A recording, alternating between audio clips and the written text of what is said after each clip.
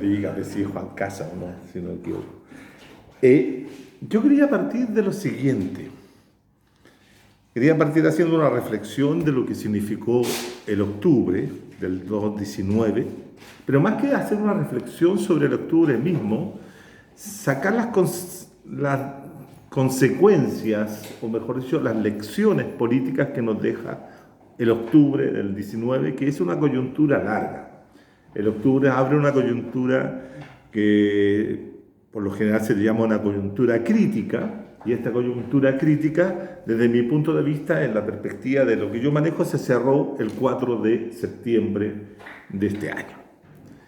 Se cierra de una manera brusca, se cierra de una manera que nos deja atónito a muchos, que es perder el plebiscito de salida, lo que significa en términos concretos, más allá de todas las especulaciones que se hagan, que la constitución política que rige actualmente en Chile es la constitución política de 1980-2005.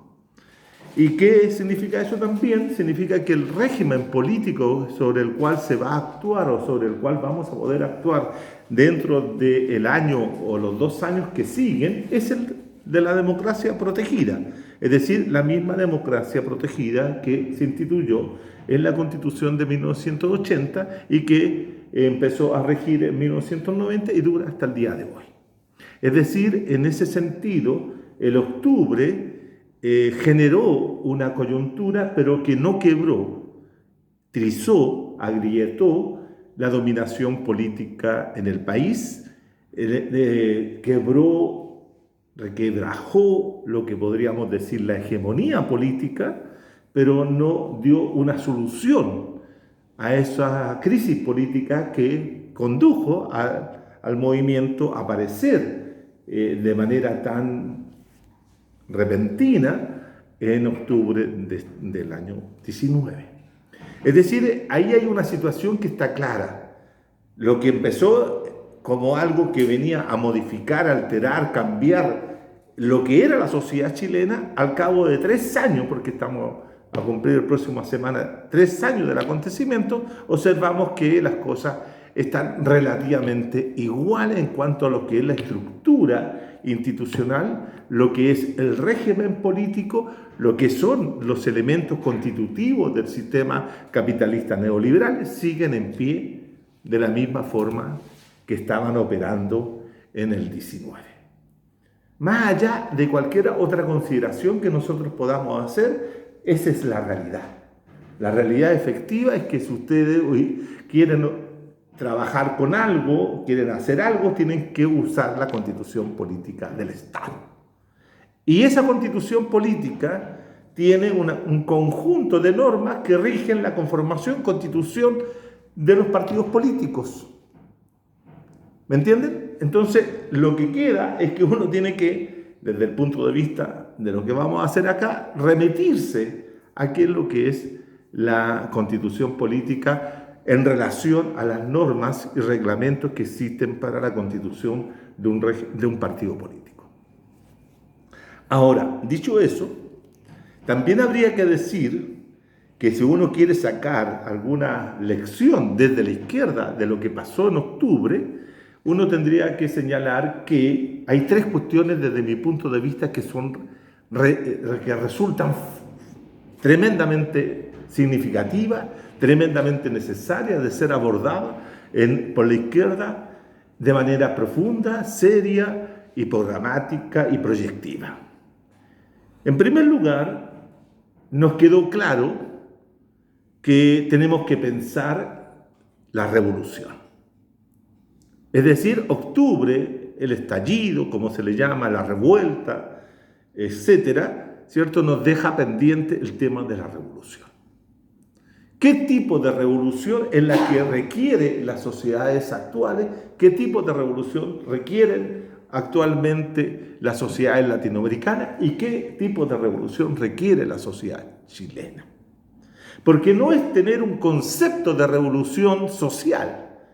La revolución social, ¿cierto?, tiene toda una trayectoria desde el momento mismo que Marx comienza a elaborar el concepto de revolución como una manera de superación del capitalismo, pero los capitalismos maduros, los capitalismos, digamos, asentados, pero también tiene una concepción de que el capitalismo es un tipo de revolución moderna, etc.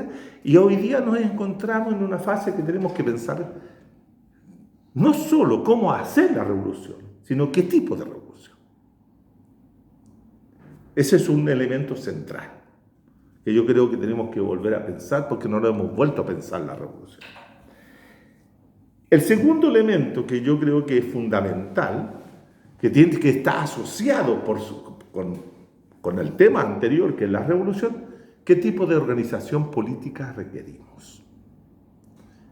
Es decir, acá hubo una consigna que se hizo presente en octubre que fue altamente, yo diría, disuasiva, dañina incluso, conflictiva, que generó mucha preocupación o sobresalto y admiración por algunos. ¿Recuerdan ustedes que se decía, el pueblo avanza sin partidos? Y cuando se decía el concepto sin partido, eran todos los partidos. Tal vez nos hacía una diferenciación entre tipos de partidos. Si eran partidos del sistema o eran partidos extrasistema, qué tipo de organización política puede conducir a un conjunto de masas, de individuos, colectivos en las calles, que tienen la facilidad, tienen la facultad, tienen la potencia, tienen toda una capacidad de salir a la calle y ocupar los espacios públicos, pero sin ningún tipo de conducción, sin ningún tipo de dirección. Solo ocupan, son masas en las calles, nada más que masas. Por lo tanto, esas masas requieren algún tipo de conducción, de orientación, de alguna estrategia, alguna táctica que conduzca al logro de los objetivos que se propusieron. Si nosotros hacemos la lista de todos los aspectos o todas las demandas que el octubrismo, como se le ha llamado, ¿cierto?, se propuso, uno se pregunta cuál de todos esos objetivos que se propusieron se realizó. Incluso el más institucional, que era cambiemos la constitución política del Estado, tampoco se logró. Ese es un tema muy tremendo. Es decir, lo que podía haber sido la institucionalización, el meter la demanda de octubre al interior de la institución política, de la institucionalidad política, también fracasó. Eso es una realidad marcada el 4 de septiembre. Por lo tanto, entonces tenemos que preguntarnos, tenemos que empezar a calibrar realmente qué es lo que se necesita hoy día, ¿cierto?, como organización política. ¿Un partido nuevo? ¿De qué características debiera ser ese partido? La historia política, tanto de la izquierda como no de la izquierda, nos enseña distintos modelos de partidos.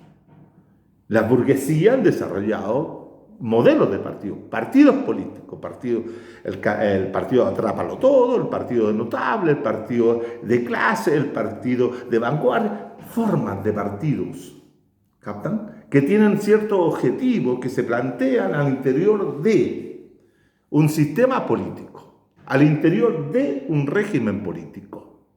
Y esa forma de partido también están asociada, por ejemplo, en los países occidentales, a la democracia. ¿Qué tipo de democracia? Es también el tipo de partido que se tiene. Algunas democracias autoritarias tienen partido único. Por ejemplo, el caso del PRI en México es un partido Estado. Un partido Estado, uno solo, desde arriba hasta abajo, de abajo hasta arriba. PRI, 70 años de gestión, 70 años de estructurar una sociedad como la mexicana.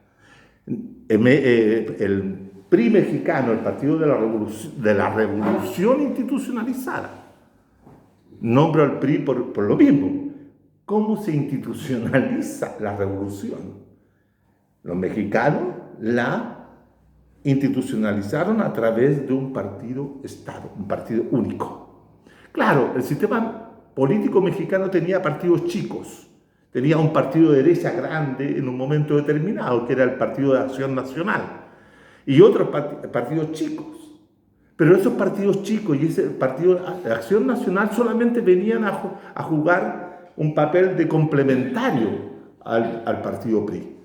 Le servían, eran instrumentales al PRI, etc. También hubo un partido único en Japón después de la Segunda Guerra Mundial, después del bombardeo de los norteamericanos, etc. Y después tenemos los modelos de partidos de las democracias populares. Es un solo partido. Ya no hay otro sistema de partido. No hay sistema de partido. Es partido único, absoluto. Unión Soviética, Cuba, Corea del Norte. Ejemplos, ¿cierto? Ya uno desaparecido y el otro dos todavía existentes. Pero fíjense ustedes que en el caso mexicano existía un partido de oposición que era Acción Nacional, el Partido de Acción Nacional. Pero en el caso soviético no existía el Partido Comunista Soviético y ningún partido de oposición. No era permitido ningún partido de oposición. Tampoco existían partidos de oposición, no han existido partidos de oposición en Cuba. Solamente el partido único. ¿Captan? Son modelos que responden a. Entonces, eso tenemos que volver a pensarlo a partir no solo de una necesidad inmediata de lo que puede ser la urgencia político-electoral de que hoy día la coyuntura nos exige a partir del 4 de septiembre, sino pensar al partido o la organización política desde las transformaciones tanto sociales, económicas y culturales y de estratificación y estructura de clase que se han vivido en la sociedad chilena. ¿Captan? O sea, el partido o la organización política, voy a llamarle partido a aquellos simplemente con una forma de economía de palabra, el partido tiene que ser pensado teniendo presente todo aquello que se ha transformado en los últimos 50 años. Eso es vital, compañero.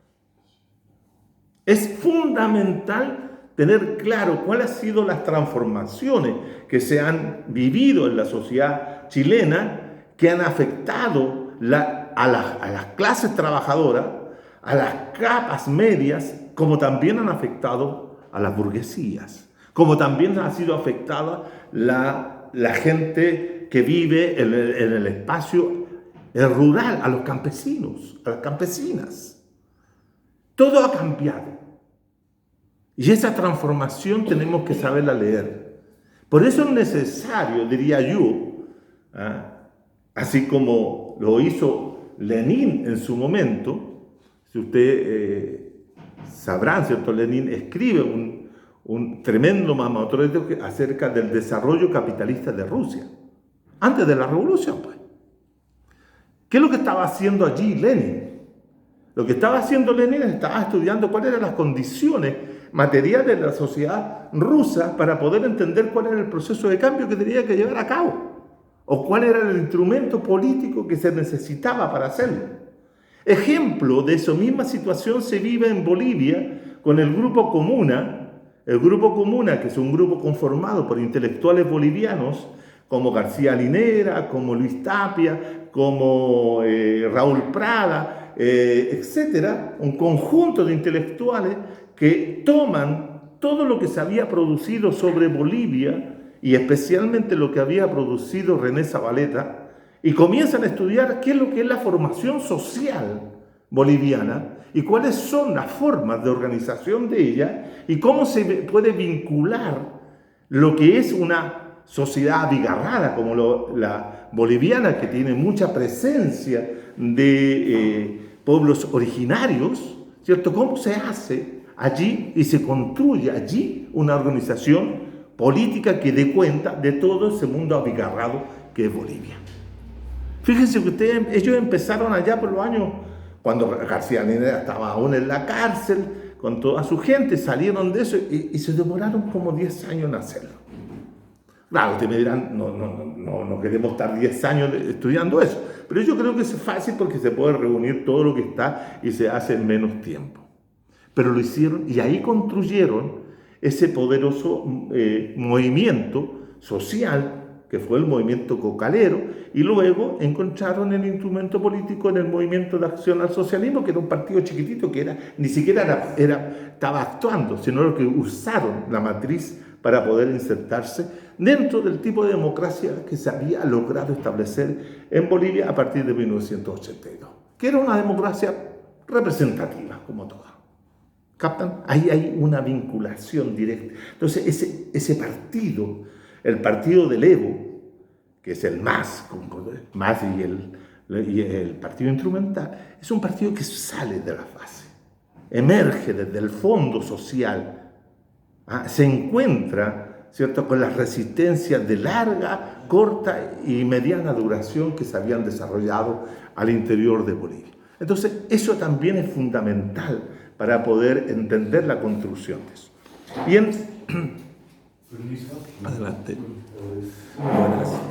Y en tercer lugar, digo, la primera, el tema que nos deja octubre es pensar la revolución. ¿Qué tipo de revolución?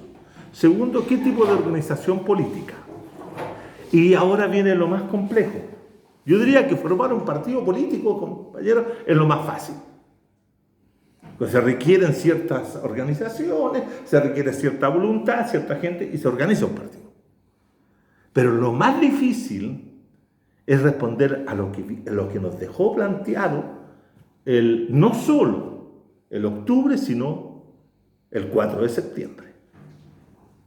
Porque nos dejó una gran interrogante que tiene que ver con el sujeto. ¿Quién es el sujeto? ¿Quién es el sujeto social del partido que queremos formar y quién es el sujeto social de la revolución? ¿Captan? Entonces yo tengo la impresión que si no tenemos una buena respuesta para esas tres cuestiones, vamos a tener partidas fallidas, como se dice, en el atletismo, ¿cierto? Se dice que se tienen partidas fallidas cuando se tienen que volver a la meta y estamos volviendo a la meta una y otra vez hasta encontrar la salida adecuada, el disparo que nos dé la salida y nos constituya como tal.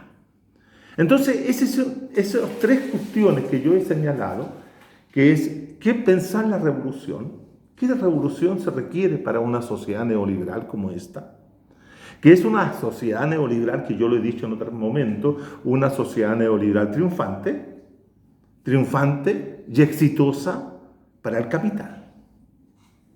Para el capital, y eso ha arrastrado una transformación cultural hegemónica en la cual ciertos los hombres y mujeres de este país y de esta sociedad piensan neoliberalmente. ¿Cómo desarraigamos cómo desconstruimos, si ustedes quieren, la hegemonía de 50 años de neoliberalismo? Pero fíjense ustedes que esto es bien interesante resaltarlo por lo siguiente. Cuando uno analiza el siglo XX chileno, que es el siglo XX que aparta ahí más o menos en 1920 y adelante hasta 1973, en esos 40 y tantos años, 50 y tantos años, ustedes pueden observar que hay una disputa por tres concepciones de mundo o tres concepciones de sociedad que están en disputa. Por un lado, estaba la concepción liberal, capitalista, que era la que tenía la clase dominante y la proyectaba a través de sus partidos, de sus universidades, de sus colegios, a través de todos los aparatos ideológicos que podía desarrollar, ¿cierto?, la ideología dominante. Pero no era hegemónica, fíjense ustedes en dato. No era hegemónica, era dominante, pero no hegemónica.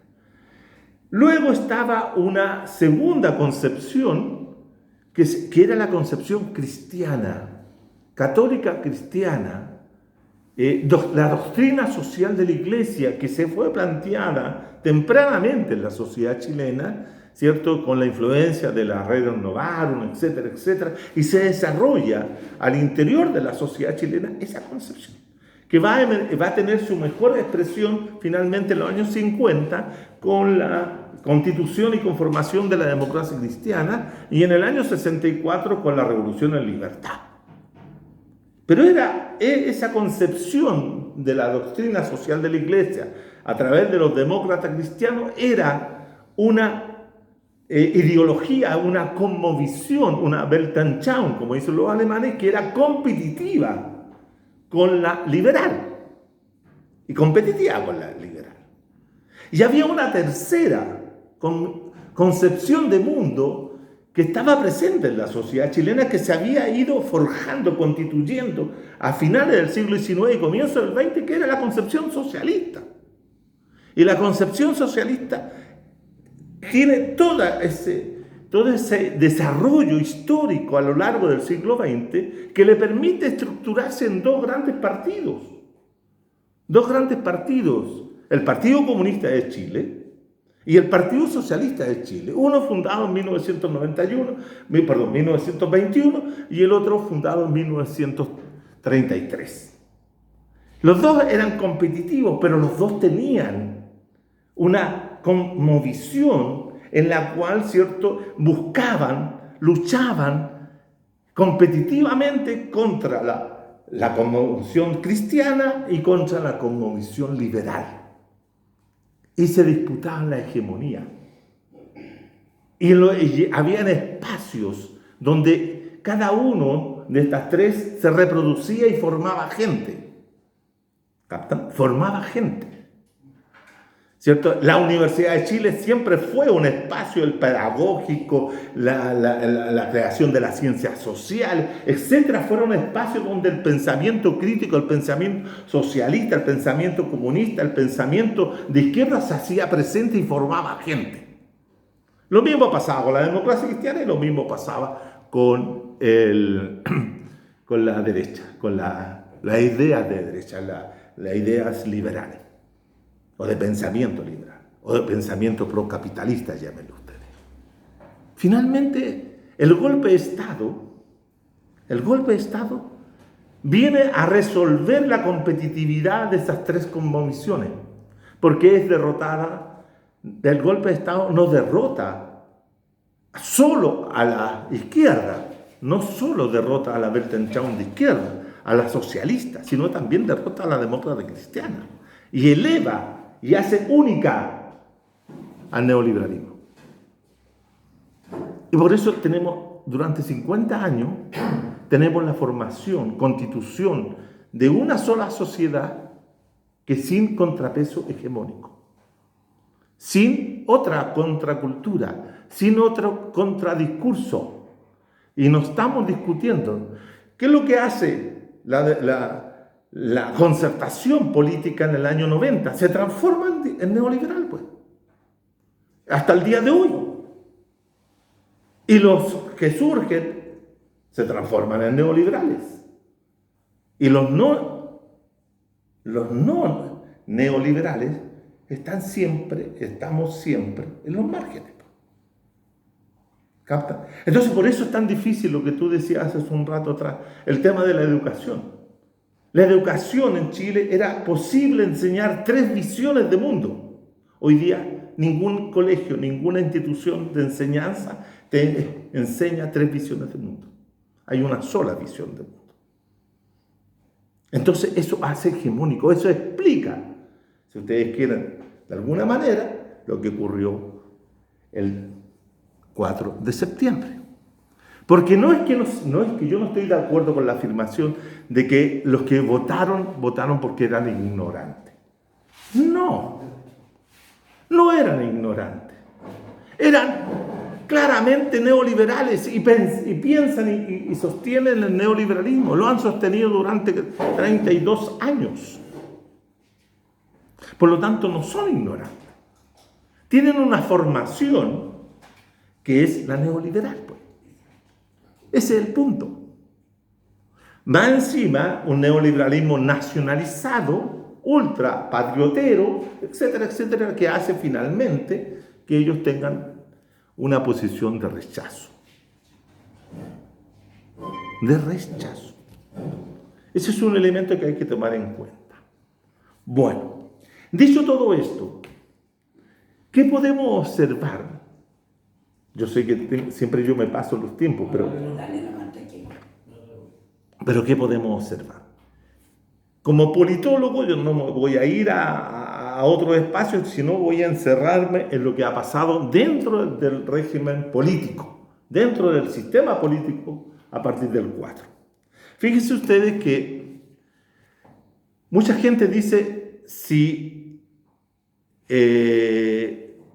hubiera ganado el apruebo, sería exactamente lo mismo.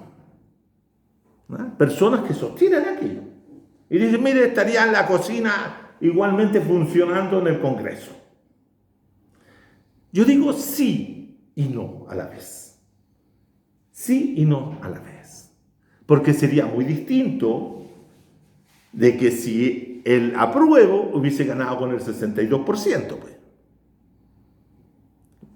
¿Captan? Porque es una correlación de fuerzas distintas. Con lo cual significa que los cálculos que pueden estar haciendo los partidos, los cálculos electorales, varían rápidamente, pues. Porque ya no están, piensen ustedes que he ganado por el 70% como era la primera cifra. Hasta ahora que los partidos de derecha estarían vueltos locos. Ese es el tema. Pero se perdió con el 62%. Por lo tanto, los que están vueltos locos son los partidos que estaban al lado del apruebo. Ellos los que están vueltos locos. Y nosotros también estamos vueltos locos porque nosotros queremos ser parte de esta historia que comienza a desarrollarse. Entonces, ¿cómo podemos hacer? Yo lo que observo al interior del sistema de partidos, en la fase decadente de la democracia protegida, insisto que todavía estamos dentro de la fase de la democracia protegida. Esta no se ha levantado ni ha desaparecido. Es la que va a regir. Piensen ustedes, si no tenemos constitución política antes del año del cambio de gobierno y de cambio de parlamentario, vamos a tener las mismas reglas electorales que hemos tenido hasta los últimos 32 años. Y así como van, la Constitución podrá salir allá por el 26, si es que sale. Si es que sale. Entonces, rápidamente esta parte cuantitativa. ¿Cómo está conformada la derecha hoy día? Ya la derecha creció. La derecha política creció. La derecha política hoy día, que antes estuvo durante 30 años conformada por tres principales partidos, por dos partidos, que era Renovación Nacional y la UDI. Al final se creó Evópoli y ahora son 6 los que están en la derecha. Y posiblemente podrían incorporarse nuevos partidos de derecha. Por lo tanto, la derecha política está creciendo a raíz del descubrimiento que ellos pueden recurrir a ese 62% de votantes, ¿no? Fíjense que hoy día, ¿cierto? Los partidos de derecha son el Partido Republicano, el Partido Demócrata Independiente, el Partido Renovación Nacional, Evópoli, el Partido de la Gente y el Partido Amarillo, Movimiento Amarillo por Chile. Esa es la derecha. 6 partidos. 6 partidos. Y en este sentido, ¿saben? En el Senado tienen 27 cupos. Los amarillos todavía no se deciden, los 2 senadores de irse hacia los amarillos, que son la Rincón y Walker, todavía no lo hacen, pero lo más probable es que se vayan y sean 29. La derecha, 29. Y en la Cámara de Diputados son 73, lo cual es un gran poder. El centro. ¿Qué es lo que está pasando en el sistema de partidos? En el sistema de partidos está desapareciendo el centro político. El centro político hoy día en Chile está desapareciendo. ¿Por qué? Porque los partidos que están en el centro político es el Partido Liberal, el Partido Demócrata Cristiano, el Partido Radical, el Partido Regionalista Verde Social. Y apenas son 6 senadores y 18 diputados. El PPD también. Espera. Y luego viene la izquierda. Y aquí en la izquierda nosotros podemos encontrar 2 tipos de izquierda. Una izquierda neoliberal total y una izquierda semi-neoliberal casi por decoro. Les da vergüenza todavía declararse totalmente neoliberal. ¿Y quiénes son? En primer lugar, así, por eso lo pongo en este punto, el Partido por la Democracia, que es como una bisagra. Puede caer rápidamente en el centro o puede estar manteniéndose en la izquierda, en esa llamada izquierda neoliberal que digo. El Partido Socialista, el Partido Comunista de Chile. El Partido Comunista de Chile podría no estar aquí, pero está. Y hace el juego a la situación neoliberal de todo el país. El Partido Comune, el Partido Convergencia Social, el Partido de la Revolución Democrática, el Partido Humanista, el Partido Ecologista y el Partido de Acción Humanista. Son en total 1, 2, 3, 4, 5, 6, 7, 8, 9 partidos. La izquierda tiene 9 partidos. Pero cuando ustedes se preguntan, ¿eso es izquierda? Es una izquierda espacial. Es una izquierda, ¿cierto?, que se ubica ahí en un espacio, en un sitio de situación ecológica que lo ponemos a la izquierda, a la centro y derecha, pero nada más, porque no es una izquierda anticapitalista. Tal vez algo al Partido Comunista le puede quedar, tal vez algo al Partido Socialista en sus bases más recónditas, perdían en cualquier lugar del planeta, podrían ser antineoliberales, pero son profundamente neoliberales, han administrado el neoliberalismo durante 32 años. Y fíjense ustedes que tienen 59 diputados y 15 senadores. Pero el tema central del sistema político chileno era que siempre trabajó con un porcentaje de la población electoral. Eso es lo que quedó demostrado también en el cuadro. Es decir, en la última elección, los datos que tengo son para la última elección parlamentaria, fue el 37.68 de todo el electorado. Es decir, 5.637.781 ciudadanos, de donde estos partidos que he nombrado sacaron los votos para tener representación política. ¿Captan? Eso significa que ellos nunca penetraron tampoco el 60 y tantos % restante. Tampoco. ¿Por qué? Como yo lo dije también en una oportunidad acá, era más fácil lograr sacar votos con menos gente votando que convocarlos a todos. Convocar a 15 millones es más difícil convencer para poder salir. Estos partidos, si hubiesen votado siempre los 15 o los 14 o los 12, partidos no habrían nunca tenido representantes. Es decir, los partidos como los chicos, como el Partido Liberal, el Partido Radical, el Partido Regionalista, e incluso el PC, nunca habrían tenido, si hubiesen votado siempre los 14 o los 12.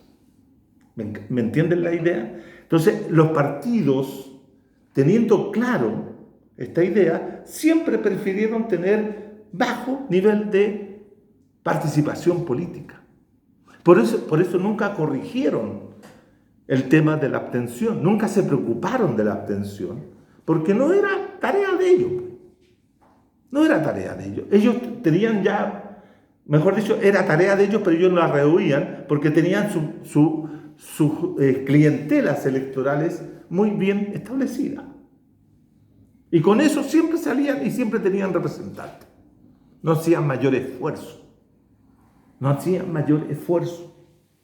Entonces, fíjense ustedes, ¿cuánto era, para decirle, cuánto significa el Partido Comunista o Partido PPD, ¿cierto? En el total de los 5 millones?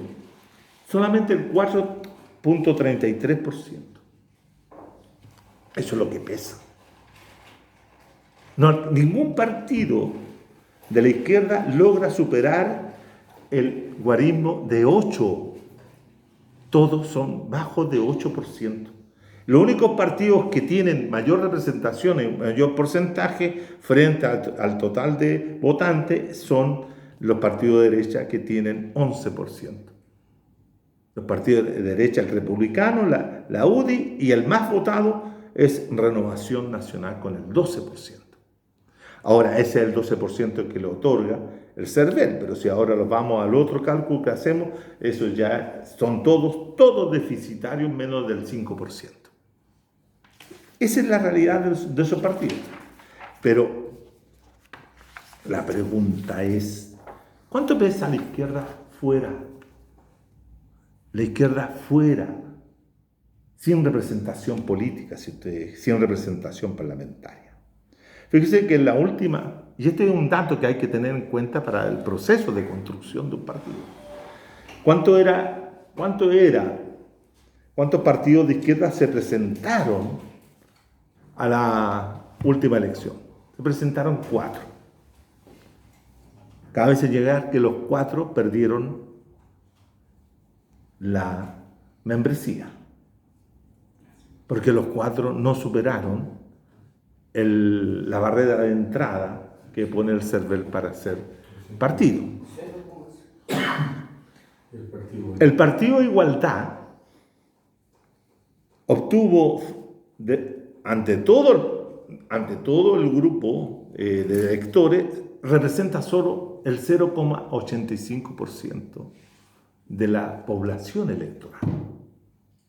0,85. 0,85. El PRO, que era el partido de Marco, el 0,30. 0,30. El Partido de los Trabajadores Revolucionarios, el PTR, el 0,33. El Partido UPA, del compañero Artés, el 0,37. Eso es lo que pesan esos partidos en la población. ¿Cuánto en términos de números, cierto? Solamente para... El UPA tiene 56.421 votantes. El PTR 50.000, el PRO 45.000 y la Igualdad tiene 127.000. Pero aquí hay un dato que yo les quiero transmitir en esta idea de la construcción.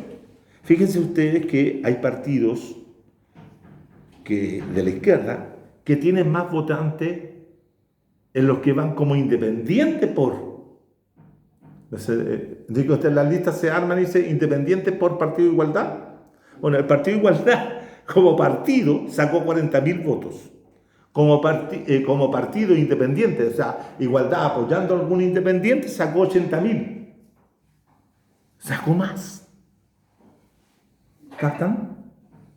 Ahora, si nos voy al otro gráfico, a la otra izquierda, las otras izquierdas también construyen desde los independientes. El partido PPD, independiente, lleva independiente. El Partido Socialista, el que menos tiene independiente, pero es apoyado. El Partido Comunista, también. Los comunes, los del Frente Amplio, 104.000 votos de independiente por comunes. Convergencia, 84.000 votos, etc. O sea que hay una franja. Pero lo más interesante está en la derecha.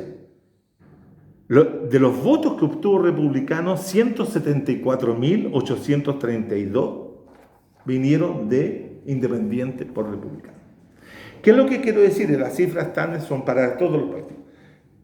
Que hay un grupo de personas que no interesa votar por los candidatos de los partidos propiamente tal, sino que les interesa aquel candidato que va en forma independiente, pero que está acogido dentro de un partido. En este caso, ya sea Igualdad o cualquier otro. Es un dato que hay que tenerlo presente. Lo mismo pasa con los demás. Bueno, ¿qué es lo que implica todo esto? De aquí vamos a lo que ustedes querían escuchar. Pues, estos son puros datos. Que esto significa que hoy día hay un espacio en disputa que es este. Si no sé, lo alcanzan a ver. Este espacio que está aquí son los no abstencionistas. O sea, los abstencionistas. Ese es lo que Panibianco, un sujeto que estudia, un cientista político que estudia los partidos, llama el lago. El lago. Aquí donde hay que ir a pescar. Aquí donde ir a buscar los cardumen. Aquí hay que ir a tirar las redes. Porque aquí se debe encontrar la gente que debiera votar por un nuevo partido. ¿Captan? Ahora, estudiando, otro dato que quiero cruzar con esto, estudiando, hay una encuesta muy interesante, un estudio que hicieron los chicos de la Escuela de Sociología de la Chile, estudiando quiénes eran los que participaron en la revuelta, quiénes eran los octubristas, quiénes eran los que iban a participar en la Plaza de Dignidad. Lo más interesante es que es el bajo número de personas provenientes de comunas populares. Es impresionante. Hay comunas que ni siquiera aparecen. Es decir, personas que vivieran en determinadas comunas no aparecen. En la muestra, que fueron nada menos que 800, casi 900 casos que investigaron estos grupos, y no logran detectar dentro sectores masivamente populares. Y eso también es interesante en relación a la votación del 4 de septiembre. Es decir, hoy día se nos aclara un montón de cosas que tienen que ver con eso, ¿no? Entonces, ya. Dicho eso, para que ustedes tengan claro. ¿Cuáles serían los principios fundamentales para la formación de un partido o movimiento? Y digo, para no traer a partido, movimiento. Esto significa que la organización política es esto, que no es una suma, no es un agregado, no es un partido que se conforma como partido más movimiento social. No. Ese es un punto que hay que primero aclarar en lo que es la configuración de lo que se llaman los partidos movimiento. Porque no es un partido más movimiento social. ¿Captan? ¿No? Entonces, la pregunta, ¿por qué queremos formar un partido movimiento? ¿Cuáles serían las razones políticas que tendríamos para formar un partido movimiento? Hay dos razones que se aducen para hacerlo. En primer lugar, porque hay una crisis en los partidos. Los partidos están en crisis. Los partidos son los que menos la gente respeta. La gente tiene solamente un 4% de la población cree en los partidos políticos. Es decir, el 96% no les cree. Ese es el punto. La gente cree más en los movimientos sociales. Fíjense ustedes que nunca ha habido una pregunta en la encuesta acerca de si usted se siente más cercana a los movimientos sociales, o usted estima o tiene más confianza por los movimientos sociales? Nunca. Por lo tanto, no sabemos si efectivamente la gente tiene confianza en los movimientos sociales. ¿Y por qué esa pregunta nos aparece? Fundamentalmente nos aparece porque los movimientos sociales no tienen una acción en el sistema político. Es decir, no tienen responsables que actúen dentro del sistema político, en el sistema administrativo, ni tampoco en el Parlamento. Los movimientos sociales nunca han sido parte de, por ejemplo, de una alcaldía, de un municipio, no tienen un alcalde, no tienen concejales. Los movimientos sociales no tienen personas hoy día en Chile que hagan alguna actividad al interior del sistema político o dentro del sistema administrativo del Estado, ni a nivel local ni a nivel nacional. Por lo tanto, es difícil poder opinar acerca de la efectividad, de la capacidad que tienen los movimientos sociales o los representantes de los movimientos sociales en la resolución de problemas.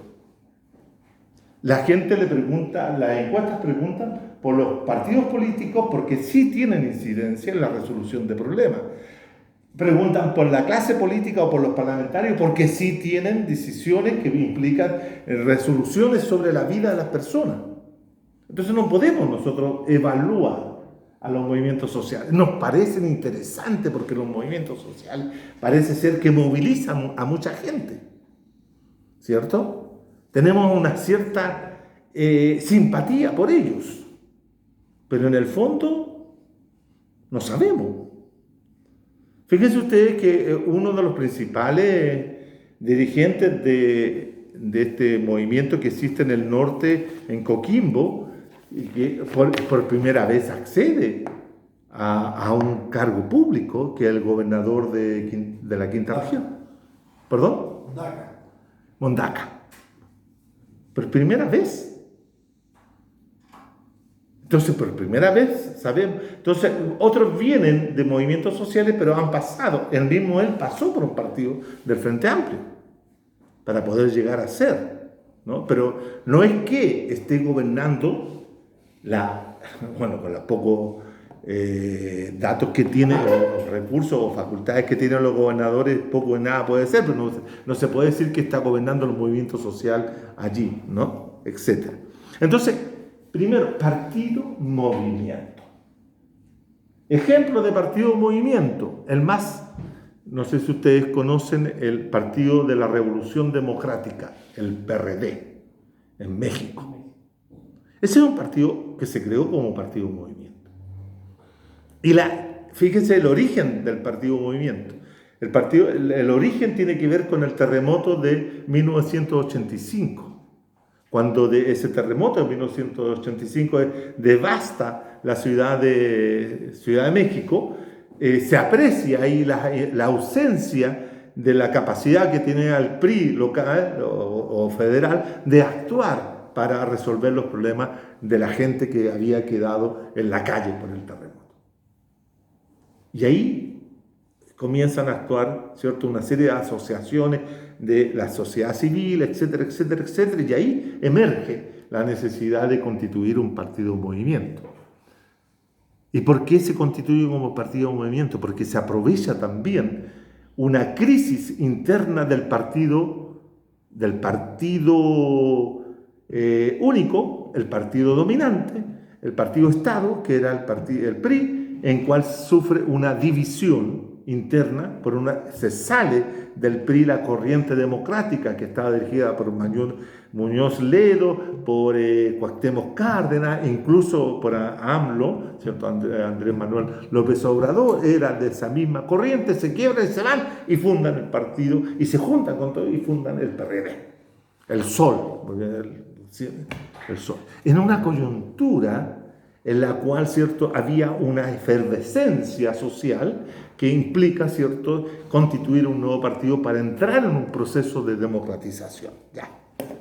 Dicho eso, entonces, lo que tenemos que partir de primer principio para la creación de un partido o movimiento, partir de la base de que no hay ciudadanos despolitizados. Aquí se habla mucho de que los ciudadanos están despolitizados. Lo que habría que decir, ¿sí?, que hay ciudadanos que están molestos, enojados, irritados con las formas de politización existentes.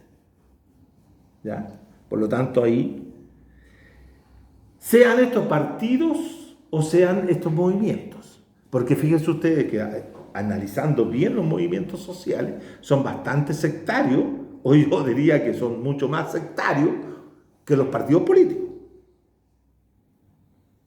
Hay una cierta, por lo menos en Chile, una cierta esencialidad de ser parte de los movimientos sociales en el sentido de que yo soy social y no político.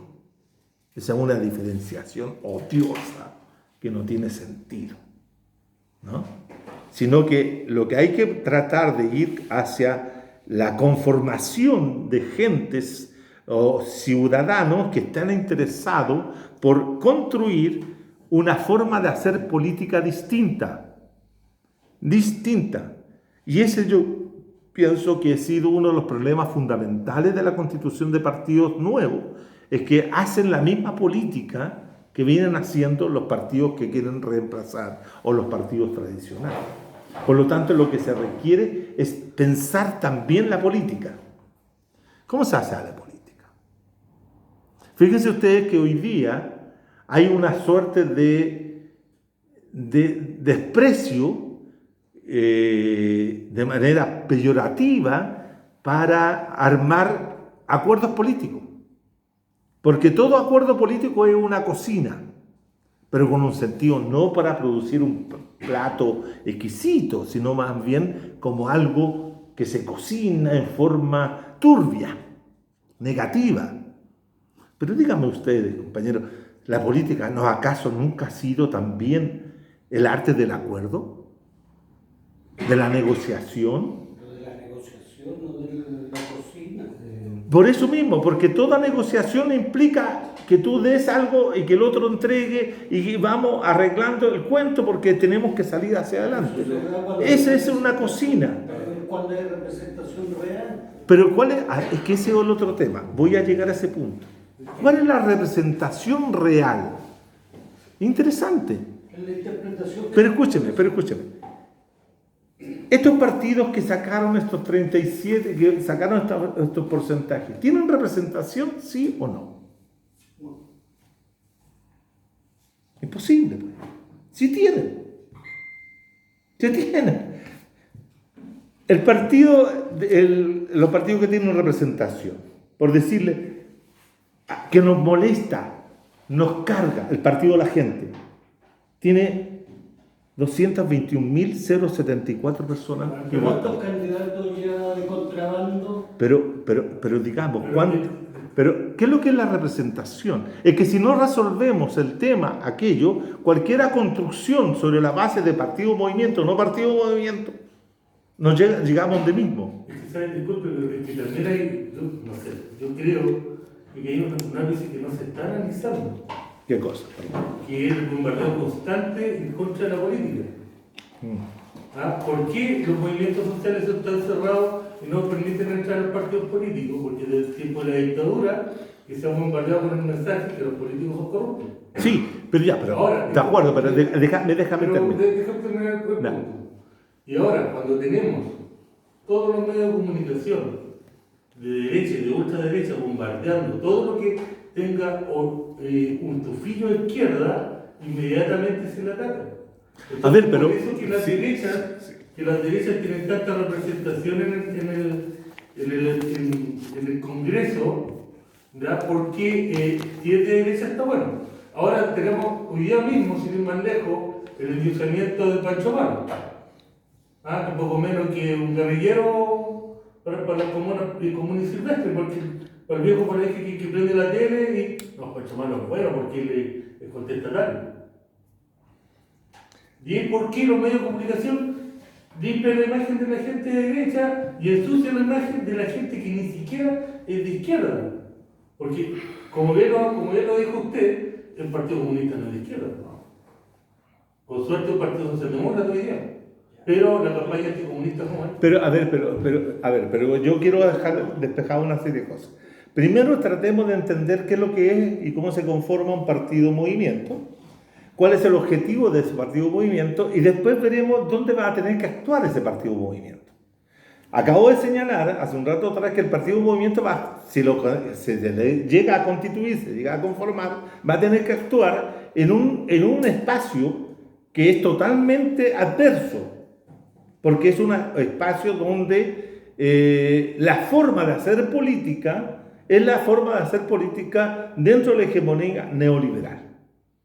Ese es el punto. Por lo tanto, lo que existe es lo que se tiene. Por lo tanto, cuando nosotros queremos entrar a este espacio, que es la democracia protegida, porque no la hemos cambiado, porque si la cambiáramos estaríamos discutiendo otra cosa.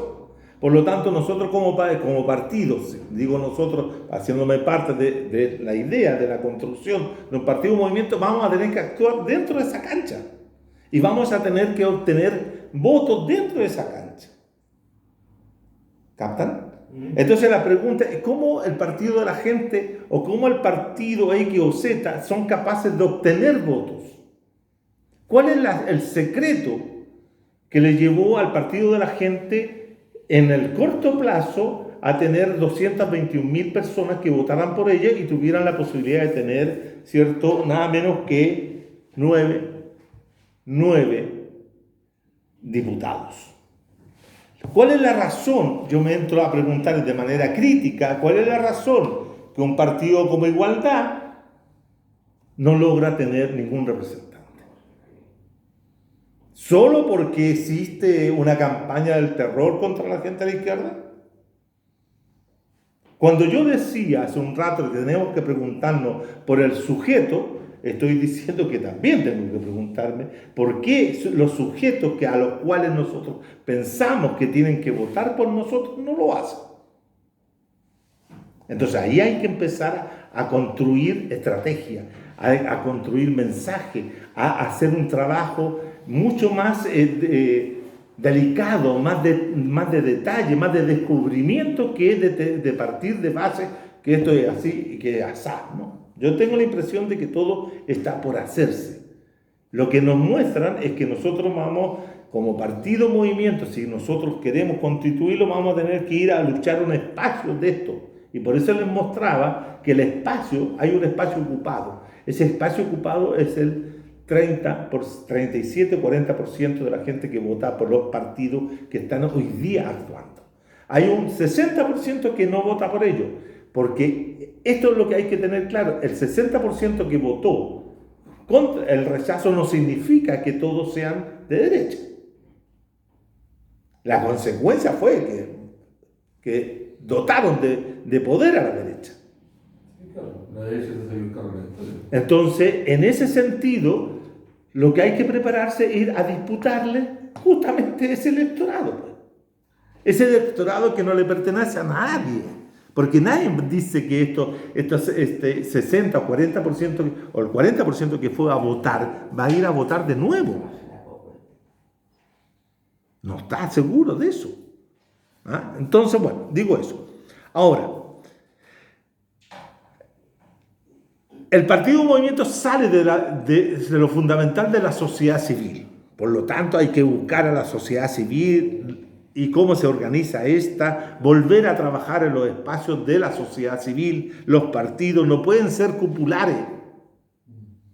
No puede haber una cúpula de 4, 5, 6 o 10, 15, 20 personas que se juntan y dicen formemos un partido. No, el partido tiene que salir desde abajo. Tiene que salir desde los ciudadanos. ¿Debería ser de los movimientos sociales? ¿De los movimientos sociales o no? Pero si no son las únicas organizaciones que existen al interior de la sociedad civil. Existen muchas. Existen muchos ciudadanos sin organización. Por lo tanto, esa es la labor de ir a conquistar, de ir a encontrar, de ir a convencer, de ir a persuadir, de ir a entregar un mensaje. Hay que hacer lo que decía Recabarren, siguiendo un poco el ejemplo de los años allá que había que ser un poco canuto. Los canutos, yo acabo de estar ahí, venía caminando y estaban los canutos ahí. Y admirable. Exacto. Bueno, segundo principio. Nosotros vamos a participar, nos guste o no nos guste, en una democracia. ¿Captan? Porque aquí hay, no, que ya esta democracia burguesa es como, no participo en la democracia burguesa, no. Entonces no tengo para qué crear un partido si no quiero el régimen político existente. Existe el régimen político y esa es una democracia como la que está hoy día. Por eso partí diciendo, todavía estamos dentro de la democracia protegida. Y esta democracia protegida existe con partidos. Con partidos. ¿No? Lo difícil es encontrar democracia sin partidos. Ustedes ven lo que hoy día ocurre en Perú. En Perú hace 15 años, ya más para los 17, 18 años, que en Perú no existen partidos políticos. Y ustedes ven cómo funciona la pobre democracia peruana. Y ahí está, a duras penas sobreviviendo. Por eso es importante señalar que con partido la democracia es un problema, sin partido es más problema todavía. Entonces hay que aguantarse de que la democracia que tenemos hoy día es una democracia burguesa, neoliberal y protegida.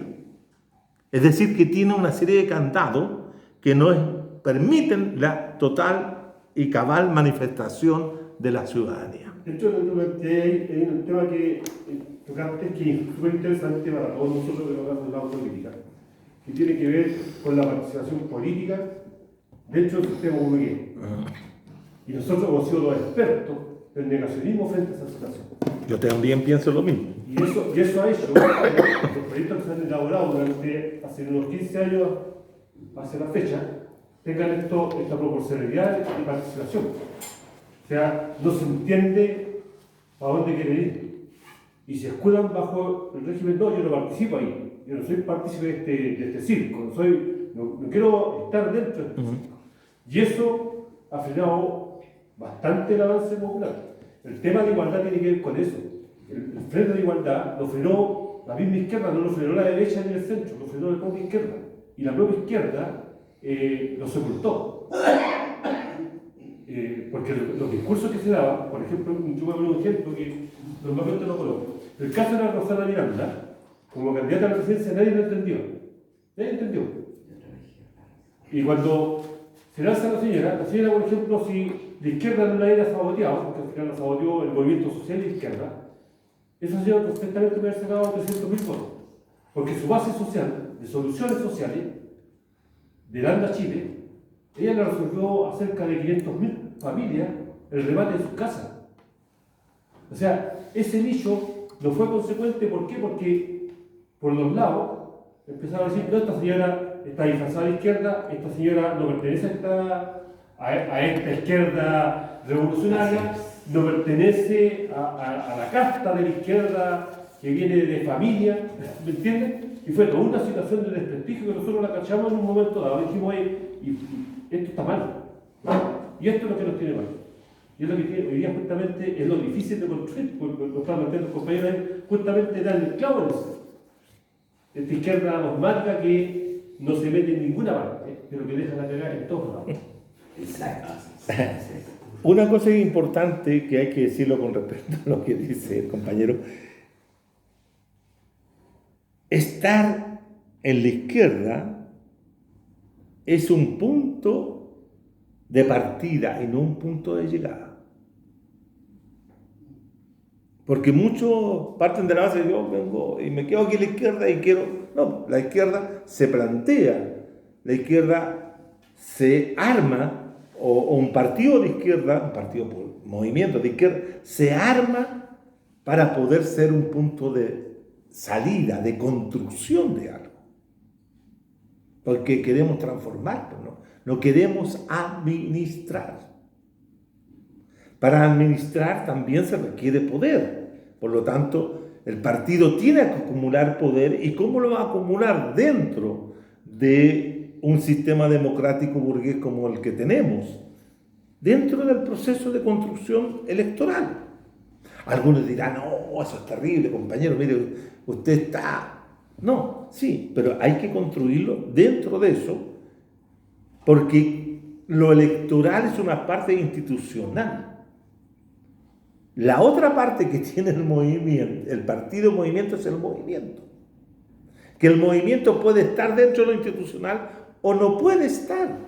Puede estar haciendo otro trabajo, puede estar realizando otras tareas en el proceso de acumulación de fuerzas que convergen en un momento determinado para que las dos instancias de lucha que se han desarrollado, el movimiento y lo electoral, lleguen a un punto de salida, que es otro punto de entrada a otra realidad. ¿Captan? Porque si nosotros pensamos, como dicen algunos, no, es que nosotros no... El Partido Comunista, por ejemplo, tiene esa situación, ¿no? De ser, nosotros vamos a tener una pata en la calle y una pata en la institucionalidad. Ustedes han escuchado permanentemente. Y eso no resuelve el asunto. Porque se trata de trabajar en lo electoral, trabajar en lo institucional, dar luchas y políticas y acumular fuerza allí, pero también movilizarse, accionar, hacer una serie de cosas en los espacios propios de la sociedad civil y de lo no institucional, no parlamentario. ¿Captan? No, un partido o movimiento no puede restarse a no tener alcaldes, a no tener concejales, a no tener alcaldes, a no tener gobernadores, a no tener senadores, a no tener diputados y tener incluso presidente. El partido PRD, en su mejor momento, se postuló a la presidencia con Cuauhtémoc Cárdenas. Y Cuauhtémoc Cárdenas fue el primer gobernador de Ciudad de México elegido por el Partido Movimiento. Bueno, como todo en México se corrompe, terminó corrupto. Sí. Entonces, ¿en qué minuto se transforma en Morena? No, es que lo que pasa es que Morena no deriva, es que eso es otra experiencia de Partido Movimiento. Morena es un movimiento creado, desarrollado, a partir de lo que es la figura de Andrés Manuel López Obrador.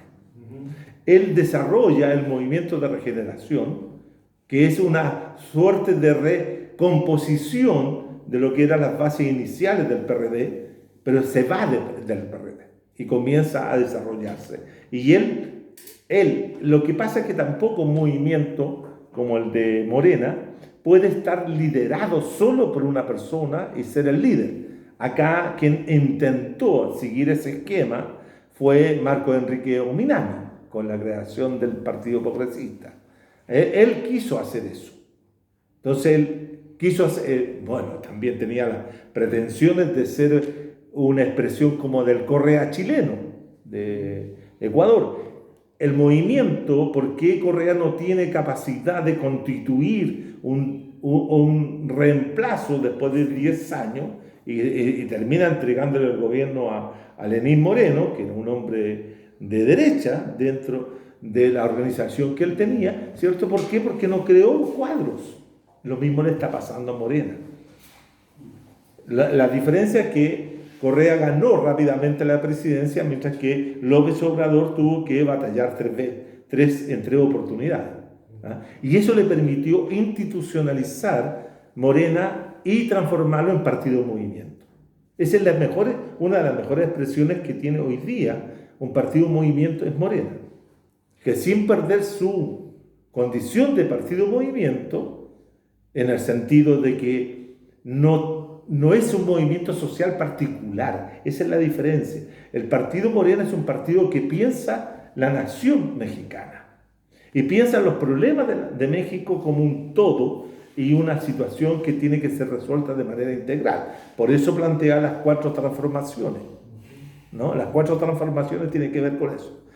Un movimiento social es una particularidad de una reivindicación específica sobre un problema X. El problema del agua, el problema de los sin tierra en Brasil, el problema ecológico, etc. Entonces son particulares, no piensan, y esa es la diferencia. Porque el partido movimiento tiene que pensar el país completo. Tiene que englobar todo el... Tiene que ser integral, por eso es un proyecto nacional.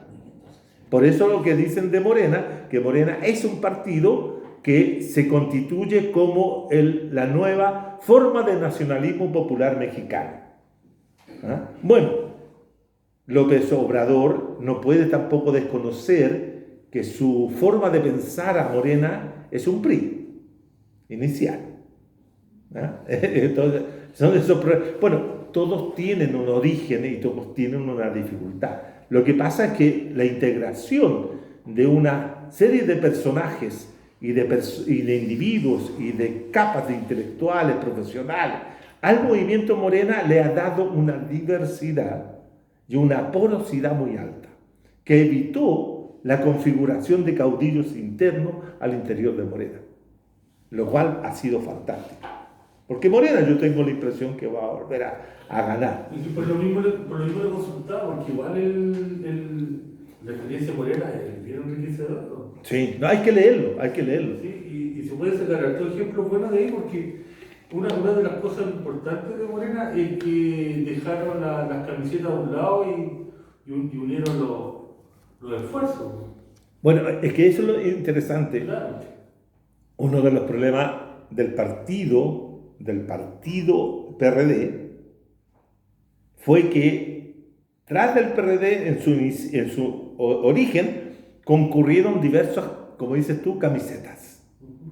Y cada una de las camisetas siguieron actuando del PRD. Nunca se quisieron poner una sola camiseta que era la amarilla, era de color amarillo la camiseta del Sol. Entonces siguió actuando la gente del PSUM, siguió actuando el Partido Comunista. Entonces se produce esta amarilla que al final terminan rompiendo cualquier cosa que se quiera crear. Y creo que eso es uno de los grandes problemas de la izquierda en Latinoamérica, es eso, o sea que nos encontramos con muchos amigos iluminados que Sí. dicen tener el camino del Señor y al final, en vez de aglomerar, destruyen Sí. todo lo bueno que se pueda formar.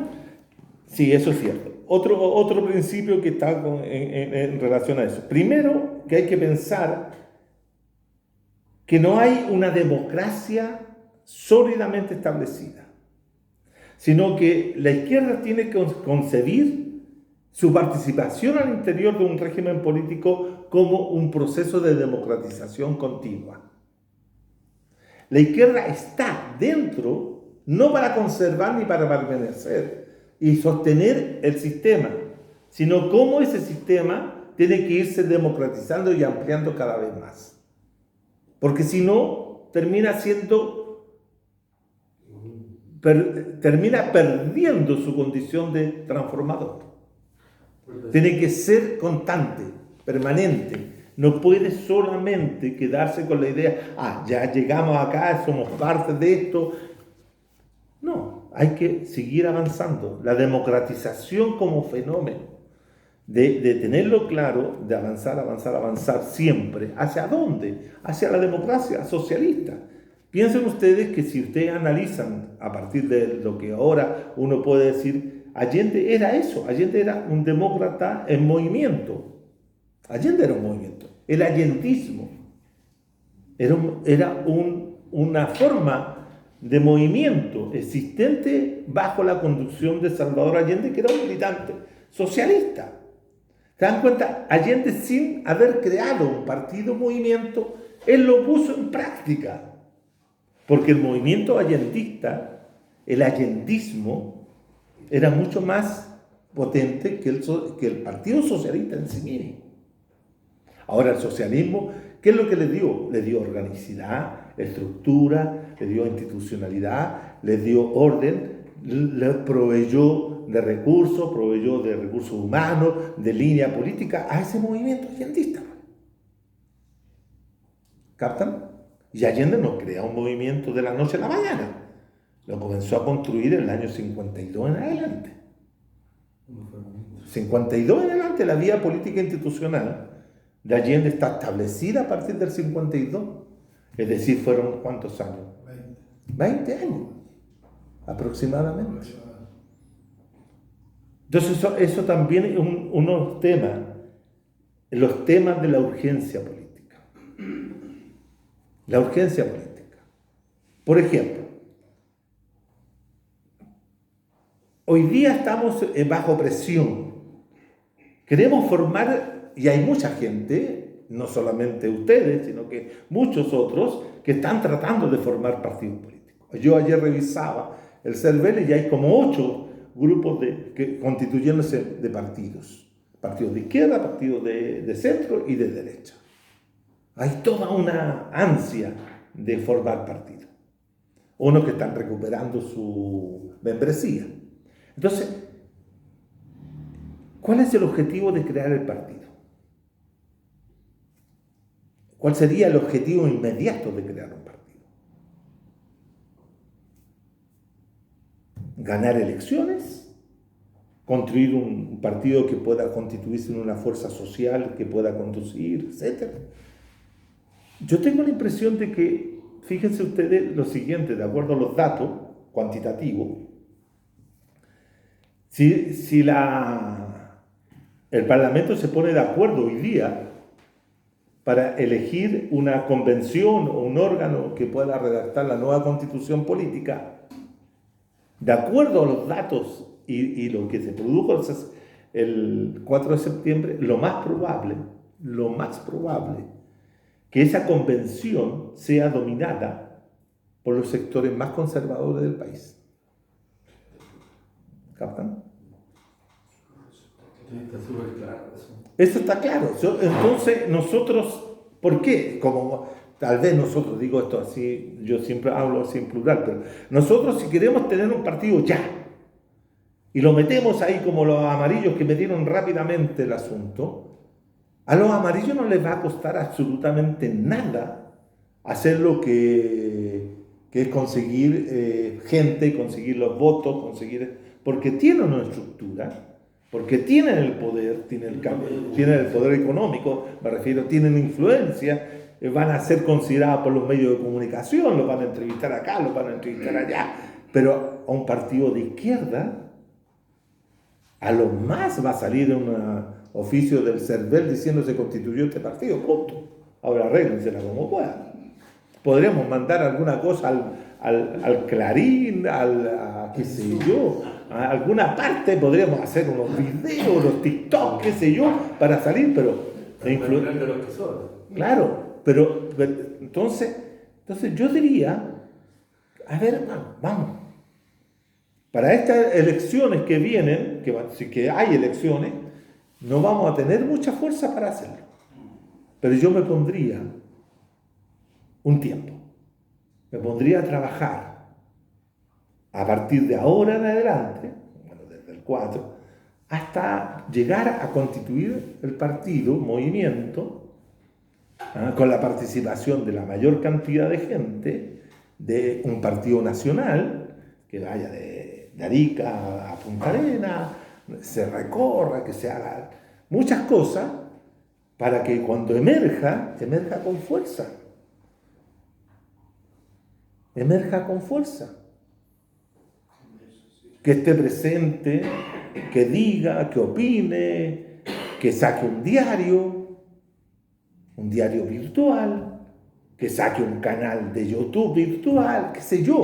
Estoy imaginando todas las áreas de recursos que debiera tener esa organización para poder convertirse en aquello que quiere ser, pero no con la rapidez de querer inmediatamente participar en la arena política, en la arena electoral, sí que uno mira los resultados de los compañeros que han hecho esfuerzos gigantescos en años anteriores. Por ejemplo, yo miro todos los resultados del UPA y digo, pucha, todo lo que han gastado, todo lo que han invertido, todo, ¿para qué? Para mantenerse como una organización pequeñita.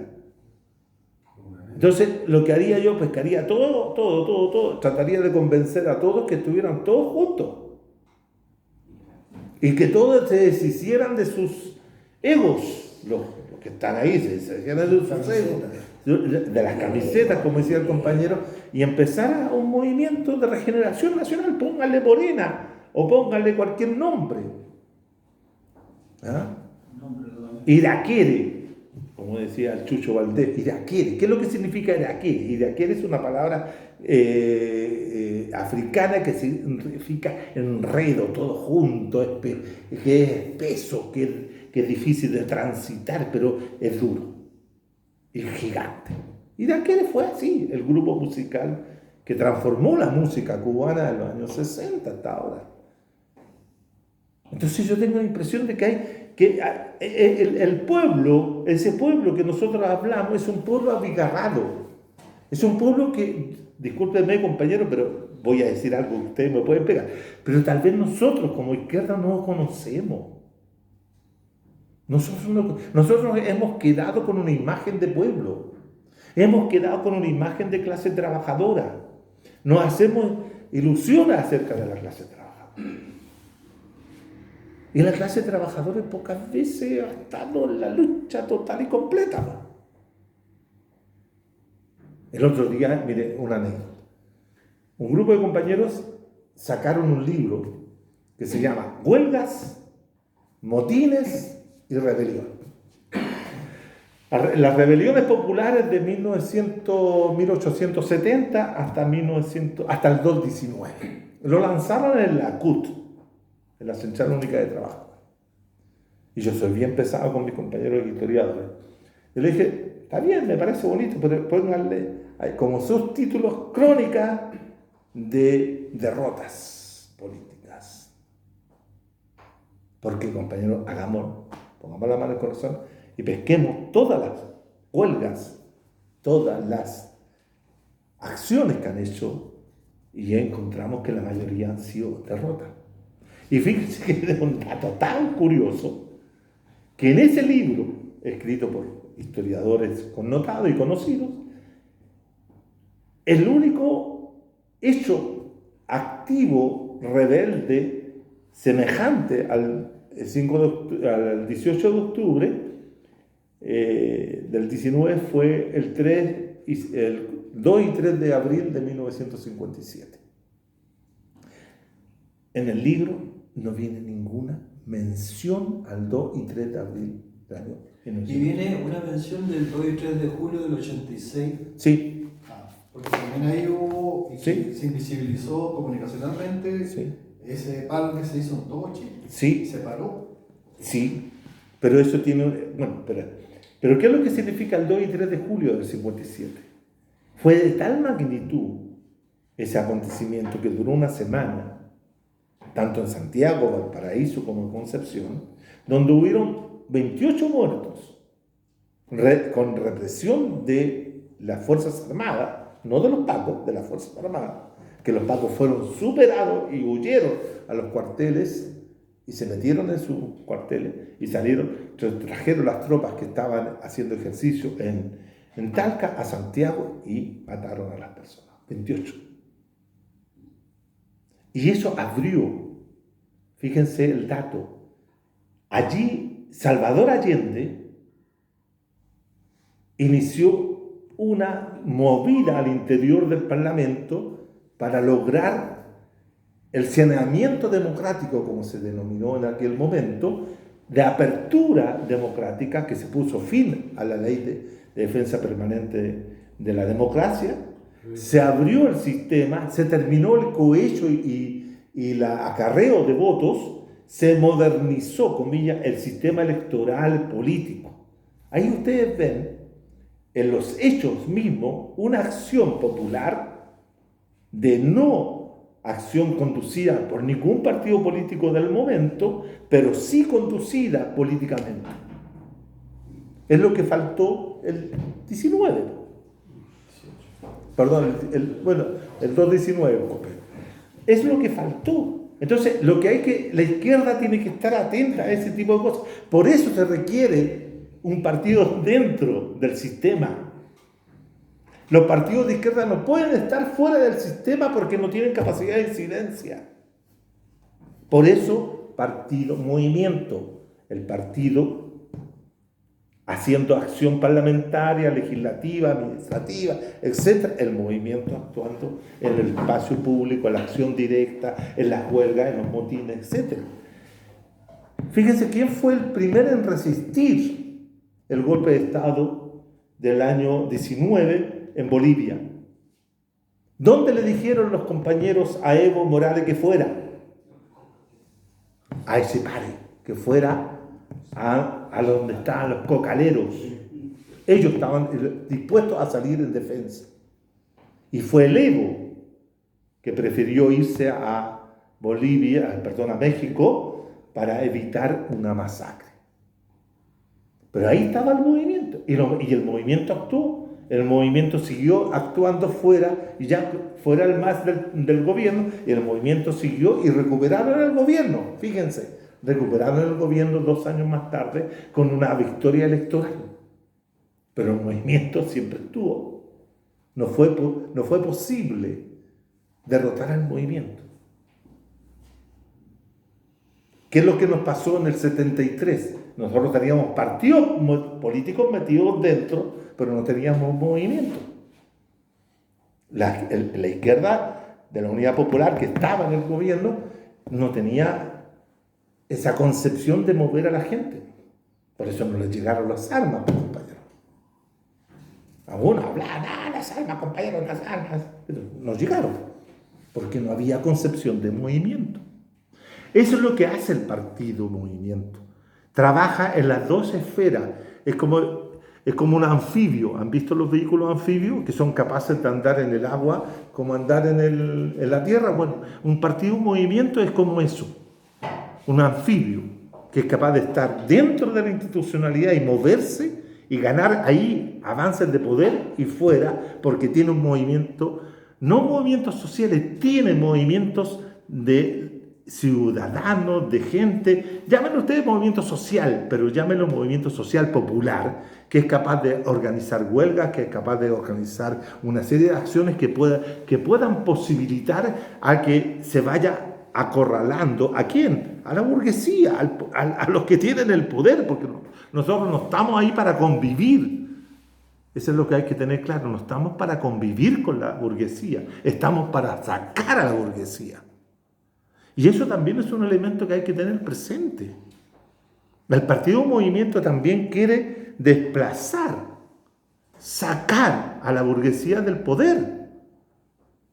Y eso no tenemos por qué sentirnos avergonzados de decirlo. Hoy día la gente se asusta al decir eso. ¿Por qué? Porque hay sobre nosotros, lo que tú decías, nosotros hay una idea, que todo tiene que ser bajo el respeto a los derechos humanos. Y el concepto de derecho humano, compañeros, sirve para proteger a la burguesía. Porque cuando quieren violar los derechos humanos del pueblo, lo violan cuando quieren. Pero cuando se trata de violar, comillas, no violar, sino que desplazar a la burguesía, se están violando los derechos humanos de ellos. Entonces, el concepto de derecho humano también requiere una discusión política. No puede ser que el concepto de derecho humano instalado por la burguesía liberal sea un elemento que a nosotros, a la izquierda, nos genere un límite. Eso no puede ser. Y el mejor ejemplo del Frente Amplio. Bueno, el mejor ejemplo del Frente Amplio de muchas cosas que no debieran ser. Ya dije esto de la... Y como digo, un partido movimiento hoy día, en el siglo XXI, tiene que ser un partido que se mueva con todas las cosas que tiene el mundo moderno. Es decir, desde las redes sociales, los TikTok, los Instagram y todo ese tipo de cosas, hay que usarla. Estoy totalmente de acuerdo con usted. Hay que usarla, pero cuidado, sin perder de vista que este partido movimiento tiene como objetivo el poder, que esa es nuestra razón de ser. Porque, ¿qué es lo que le pasó al Podemos en España? El partido Podemos, cuando y se inician los procesos de lo que es marzo del 11, ¿cierto? Comienzan las movilizaciones, el Podemos no se plantea la toma del poder, no se plantea la lucha electoral en ese año, se lo viene a replantear después, cuando ya no tenían la misma pujanza, no tenían el mismo interés, no había el mismo ánimo. Es que en política hay que atender lo que hoy día lo que Carlos Marx decía hace muchos años, pero hoy día tenemos mucho más, a las subjetividades. ¿Se acuerdan donde Marx decía, hay que tener claro que las condiciones objetivas y las subjetivas tienen que darse para que se produzca tal o cual cosa? Bueno, hay que estar atentos a eso, güey. No solamente a las condiciones objetivas materiales, sino que también a las subjetivas. ¿Qué está pensando la gallá? ¿Cómo está sintiendo la gallá? ¿Cómo sienten las cosas? Es decir, eso es importante. Aunque muchas veces a mí por lo menos todo ese tema de la subjetividad me produce bueno, eso. Disculpe. Sí. Disculpe por mono. Ya estoy terminando. ¿Cuánto tengo? No tengo nada más. Sí. Dilo. Es que lo que pasa es que yo creo que la derecha lo entendió súper bien. Lo entendió súper bien y por eso dio vuelta lo que es el octubrismo, como se le llama, para lograr ese 62%. Porque la derecha lo que hizo fue ir a lo subjetivo de las personas. Fue atacar los miedos de las personas. Y para eso ocupó todos los medios de comunicación y todas sus herramientas. Desde el patrón que les dijo que si ganaba el apruebo, él cerraba la fábrica, cerraba la empresa y se iba, hasta que le iban a quitar la casa, que iban a abortar a los 9 meses, y todas las tantas de mentiras que hicieron y que les funcionó. Que lo más triste de la historia es que les funcionó. A ver, yo no sé, sí, yo creo que hay de esos elementos en un cierto porcentaje de la población puede ser cierto. ¿Ah? Pero pongamos del otro lado del asunto. Saquémosle eso, así como ejercicio analítico, y pensemos que la gallá sí cree que este modelo sirve. Es que obvio que cree, porque estamos bombardeados hace 50 años. Bueno, no importa, pero también lo siente porque lo ha vivido. Lo ha vivido. Fíjate que ayer, no está bien, fíjate que ayer entrevistaron a una niña, a una directora en el programa de Mentiras Verdaderas, que hizo el documental sobre los Chicago Boys. Y hizo una segunda. ¿Ah? Lo del ladrillo. Sí. Y después ahora hizo la segunda parte, el ladrillos, por los efectos del ladrillo. Entonces el Guillé, pensando de que la niña o la directora había hecho una crítica, le decía, bueno, sí, porque tú tienes 2 informantes dentro de esto y hay una persona que no pudo estudiar, porque... No, le dijo, si yo no hice eso, yo lo estoy demostrando desde que sí pudo hacerlo. A los 40 años pudo estudiar, pudo ser profesora y es profesora y está realizada. O sea, lo que estaba haciendo la niña no estaba mostrando las contradicciones, ni las equivocaciones, ni lo tortuoso que era el modelo, sino le estaba diciendo, oiga, entiende, el modelo permitió eso. Porque a los 40 años una persona hoy día puede estudiar y ser profesora. O puede estudiar medicina y ser médico. ¿Por qué? Porque hoy día, ¿qué es lo que hay? Fíjate que nosotros, la mayoría que somos más viejos acá, ¿cierto? Cuando queríamos estudiar teníamos que ir a la universidad pública. ¿Y habían cuántas universidades? 7 universidades. 7 u 8 universidades. Y nos quedábamos todos los chilenos en la universidad. Había muchos que quedaban fuera. Hoy día no. Los cabros, ¿por qué hoy día los cabros se pueden tomar el lujo de no hacer nada y sacarse promedios bajísimos y dar la prueba y si les va bien, ni siquiera hacen escándalo? ¿Por qué? Porque ahora tienen 60 universidades, pues. Ah, pero ¿qué pagan? Bueno, pero están dispuestos a pagar, pues. Ah, no, es que yo voy a irme a la que tiene gratuidad. Sí, bueno, voy a la que tiene gratuidad. ¿Y cuánto le dan gratuidad? ¿Cuánto es el puntaje para la gratuidad? ¿500? No, ¿550? 7 y tanto. No. No, No. Universidad. Pero depende del... La gratuidad tiene como límite en puntaje 450 puntos. Te sacas 450 puntos y puedes, si eres pobre, puedes tener gratuidad en una universidad. No para entrar. No, Ya, ok, sí, sí. para entrar a cualquier, y tú con 450 puntos, si quieres, entras a estudiar Derecho, mientras que el otro cabro que entró con 750 puntos, a entrar a Derecho en la Chile, porque la Chile considera que tiene 450, no es digno entrar a la Chile. Y el otro sale de abogado. Pero eso depende también. ¿Ah? Depende porque después, Sí. o sea, dentro de eso te castiga, por ejemplo, el efecto que estuve en la Universidad de Santo Tomás, por todo el respeto de Sí. la universidad, por ejemplo, después nos cuenta el trabajo. Bueno, es que ese otro.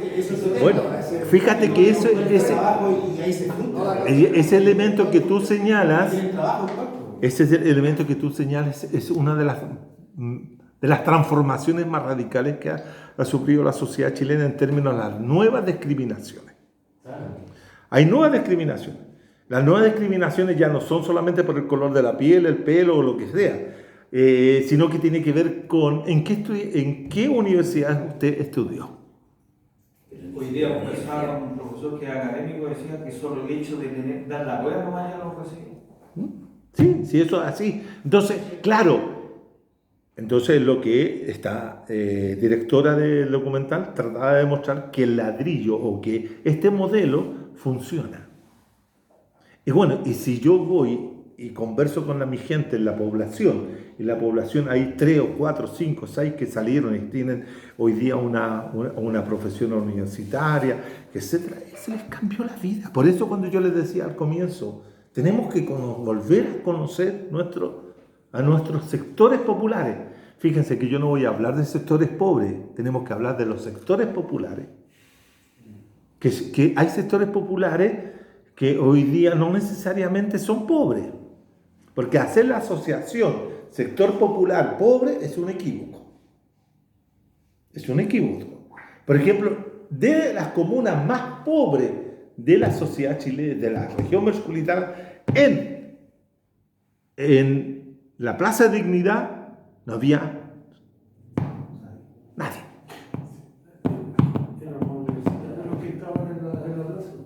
Estaban, ¿de dónde? De Santiago, de Ñuñoa, de la Florida, Peñalolén, Puente Alto, y nada más. Y las generaciones que estaban ahí no éramos nosotros. No, no, lo más interesante es que eran jóvenes, no, eran adultos de 35 años como promedio. ¿Sí? Treintones. Sí, o sea, hijos del modelo. Hijos del modelo. Enteramente. Por eso yo siempre en algún momento sostuve, ¿no? Uno siempre sostiene cosas que después, o algunos no. Yo siempre dije que la revuelta, como también la revolución pingüina, habían sido de los clientes que reclaman frente al patrón de que le dé buena educación, es decir, buen servicio.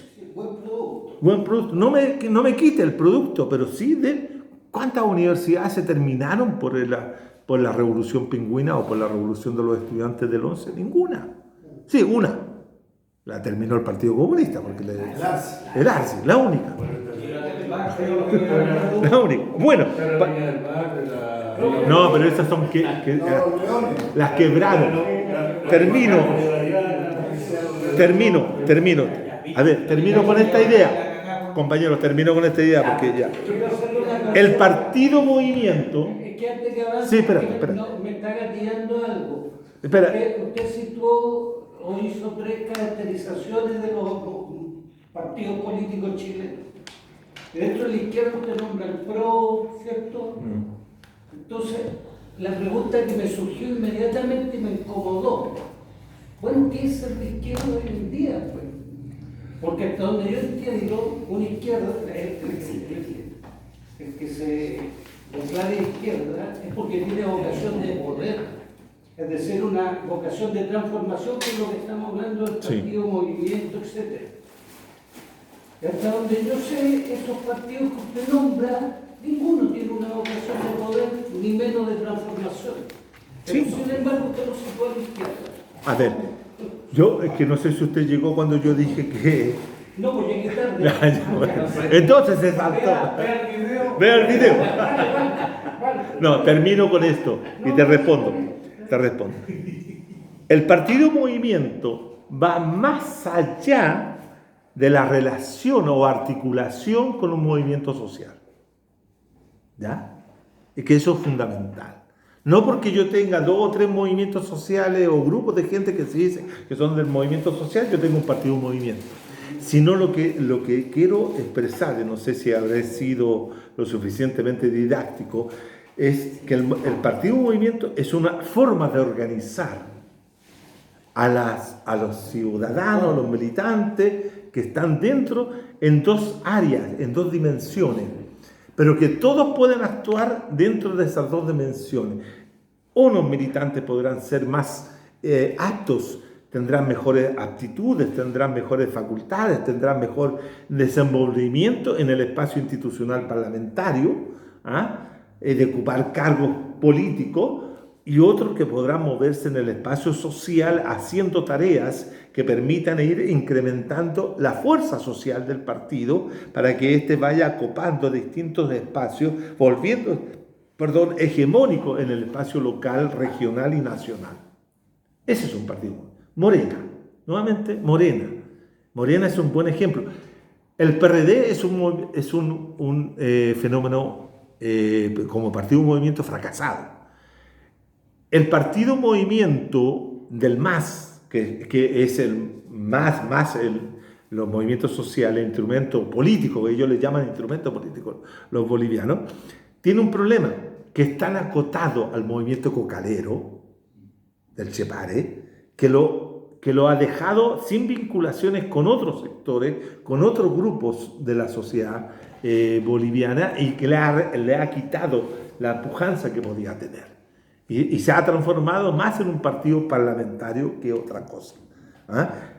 Pero yo creo que el mejor ejemplo, no estoy diciendo que el gobierno que ha hecho AMLO sea de lo mejor. No, estoy diciendo que el partido Morena, ¿cierto?, cuando se transforma de movimiento en partido, logra el objetivo, que es hacer que obtengan los gobernadores. Fíjense ustedes que en la última elección a Morena le fue bastante bien, porque ha ganado una serie de gobernaciones, que en México ganar gobernaciones no es como ganar acá, que allá es un país federal. Entonces, en ese sentido, es posible conformar. Ahora, el tema que tú señalas es bien importante, porque si este partido movimiento que se quiere constituir, se quiere conformar, se declara de izquierda, una de las cosas fundamentales es que es un partido que es anticapitalista. Y cualquier forma de capitalismo. ¿Y la ley electoral va a aceptar eso?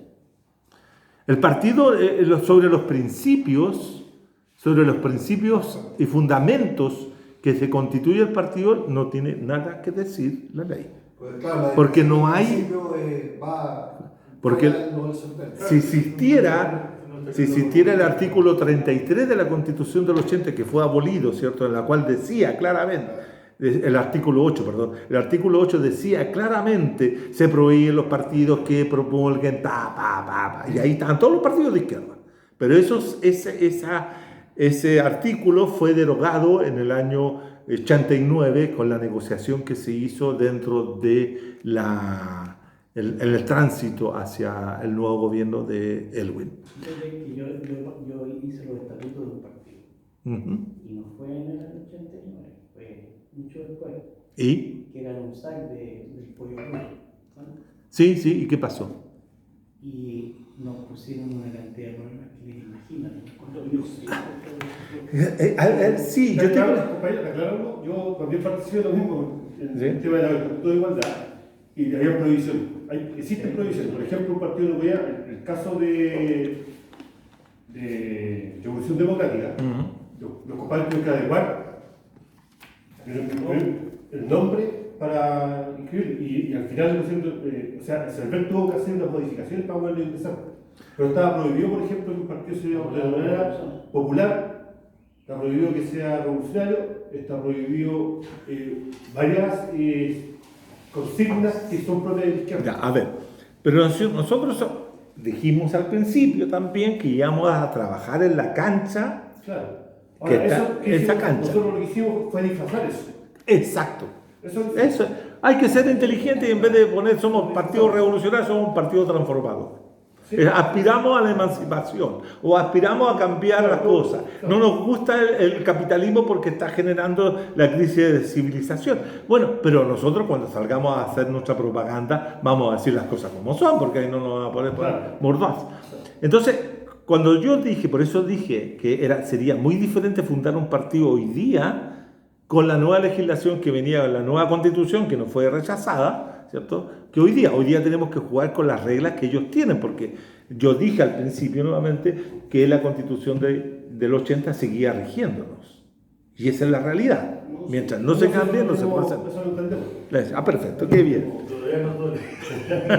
Oye, estamos en la hora. Disculpe, compañero. No, estamos bien, está bien. Yo creo que el aborto ha sido muy significativo en función de lo que tiene que hacer.